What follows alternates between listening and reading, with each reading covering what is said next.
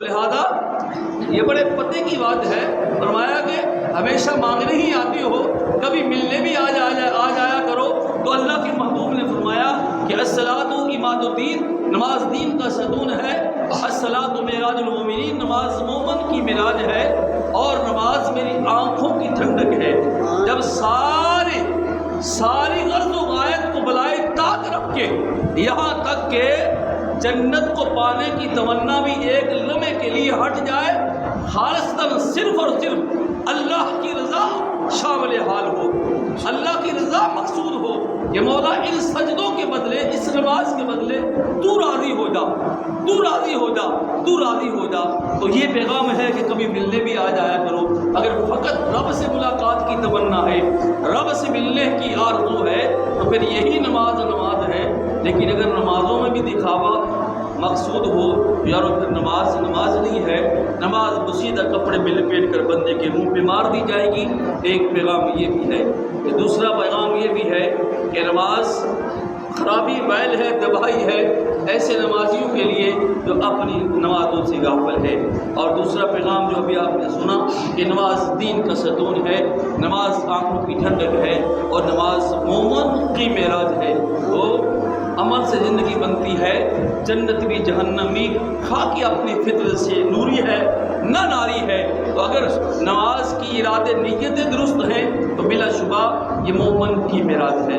لیکن اس میں بھی مطلب ہے یا پھر دل کی حضوری نہیں ہے، دکھاوا مقصود نہیں ہے، لیکن دل کی حضوری نہیں ہے، آپ کا دل و دماغ کاروبار میں ہے، دنیا کے معاملات میں ہے، اللہ کا خوف، اللہ کی خشیت الہی جو ہے دل میں رچی بسی نہیں ہے، تو پھر بھی نماز کام کی نہیں ہے۔ ایک لمحے کے لیے بس رکوع ختم کرتے ہیں، نماز کے لیے جب کھڑے ہو جائیں تو پھر یہ تصور کریں کہ اللہ ہمیں دیکھ رہا ہے، اللہ ہمیں یہ نماز کا کم تر درجہ ہے۔ سوال کیا اللہ کے محبوب کی بارگاہ والے، احسان یا رسول اللہ، احسان کس چیز کا نام ہے؟ تو فرمایا تم عبادت اس طرح کرو کہ تم اللہ کو دیکھ رہے ہو، تم نماز، تم عبادت اس انداز میں کرو کہ تم اللہ کو دیکھ رہے ہو۔ اب ایک لمحے کے لیے آپ نماز کی حقیقت کو سمجھنے کی کوشش کریں کہ اگر ہم عدالت میں پیش ہوں، جج صاحب کرسی پہ اپنے منصب پہ موجود ہوں، ہم کٹہرے میں کھڑے ہوں، وکیل بھی ہمارا سامنے موجود ہو، تو پوری کی پوری توجہ ہماری جو ہے وہ جج کی طرف ہوگی،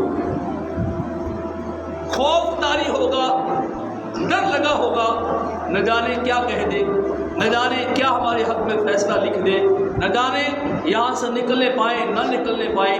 تو پوری توجہ اس جج کی طرف ہوگی جس کی دنیا داری کے لحاظ سے کوئی حیثیت نہیں ہے۔ دنیا کا مقدمہ جیت گئے تو بھی ٹھیک ہے، ہار گئے تو بھی کیا ہونے والا ہے، لیکن یار جب ہم اللہ کے گھر میں آئیں، مال احسان یا رسول اللہ، احسان کس چیز کا نام ہے؟ فرمایا عبادت نماز اس طرح کرو کہ تم اپنے اللہ کو دیکھ رہے ہو۔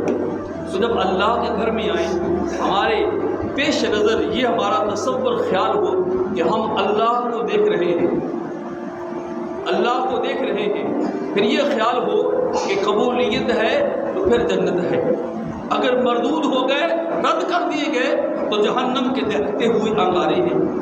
یہ خیال، یہ تصور ہو، پھر یہ یقینی محکم ہو کہ اسرائیل صاحب جو ہے وہ ہمارے پیچھے سر پہ سوار ہے، کسی لمحے بھی اسرائیل اپنی ڈپٹی سر انجام دیں گے، ہمارے جسم سے روح پرواز کر جائے گی۔ وہ معاملہ کب ہوگا کوئی پتہ نہیں، ایک لمحے میں بھی ہو سکتا ہے۔ آئے ہیں، اٹھ پائیں گے نہیں اٹھ پائیں گے پتہ نہیں ہے، نماز پڑھ سکیں گے نہ پڑھ سکیں گے، اس کا کسی کو یقین، کوئی گارنٹی نہیں ہے۔ تو اسرائیل موت پیچھے ہے، اس کا یقین پکا ہو، دائیں طرف جنت ہے، بائیں طرف جہنم ہے، قبول کر لیے گئے تو جنت مل جائے گی، رد کر دیے گئے تو جہنم ٹھکانہ ہوگا۔ اللہ کی ذات کریمہ ہمارے پیش نظر، ہم اپنے رب کو دیکھ رہے ہیں۔ اس طرح کی نماز پڑھ کے دیکھیے، تصور گمان جما کے دیکھیے، کبھی خیال کبھی دھیان بٹنے نہ پائے گا۔